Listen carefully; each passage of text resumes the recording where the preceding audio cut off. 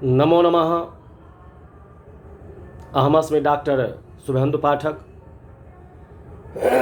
अंशकालिक सहायक प्राचार्य दर्शन पूर्णिमा राम प्रताप संस्कृत महाविद्यालय बेगनी दरभंगा। प्रियांशु छात्रः, इससे पूर्व की कक्षा में हम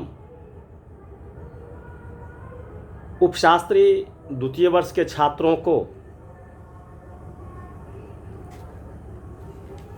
कहे हुए थे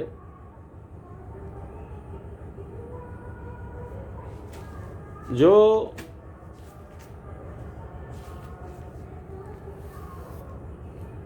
उपशास्त्री द्वितीय वर्ष के छात्रों को हमने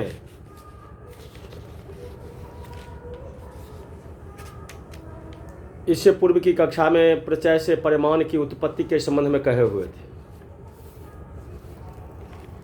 और आज की कक्षा में हम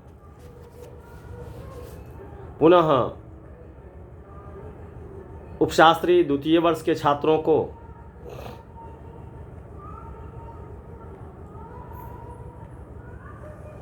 वैशेषिक दर्शनांतर्गत परिमाण का नाश के संबंध में कहने का प्रयास कर रहा हूं। तो प्रियांशु छात्र, सभी प्रकार के जन्य परिमाण अपने अपने समवायी कारण के नाश से ही नष्ट होते हैं।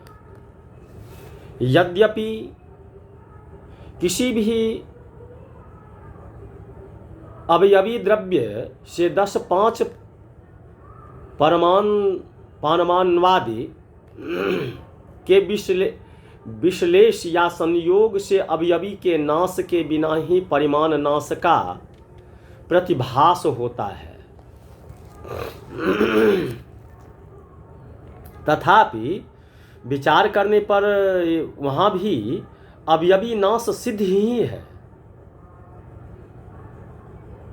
यदि परिमाण का विश्लेष होगा तो द्वैनुक का नाश तो मानना ही पर होगा, और द्वैनुक नाश से त्रैनुक का नाश भी होगा।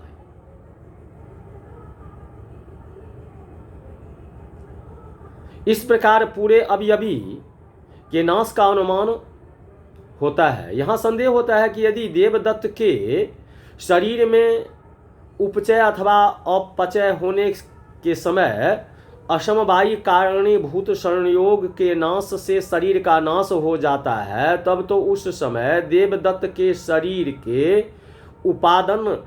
उपादान परमाणुओं को विशृंखलित हो जाना चाहिए, परंतु होते तो नहीं हैं।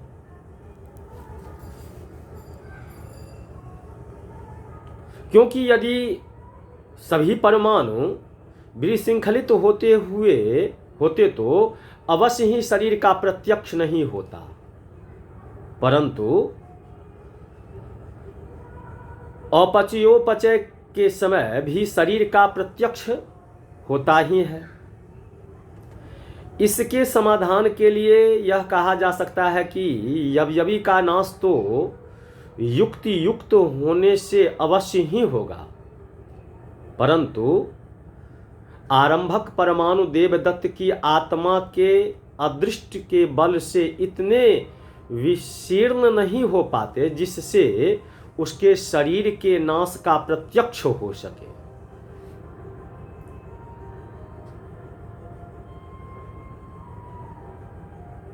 तो उपचयापचय के समय उसके शरीर का प्रत्यक्ष तो नहीं होता है, परंतु नाश पुनरुत्पाद के मध्य में जो कुछ क्षणों का व्यवधान होता है वह इतना सूक्ष्म होता है कि उसका ज्ञान नहीं हो पाता है।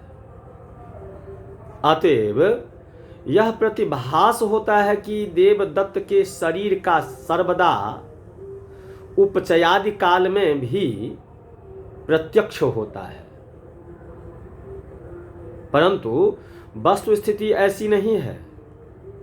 पूर्व शरीरांत रोत्पाद में क्षण प्रक्रिया को पाक प्रक्रिया के समान ही है। तेदवेदं शरीरम यह प्रत्यभिज्ञान भी प्रवाहादि की तरह सादृश्य मूलक है, न कि स्थैर्य प्रसाधक।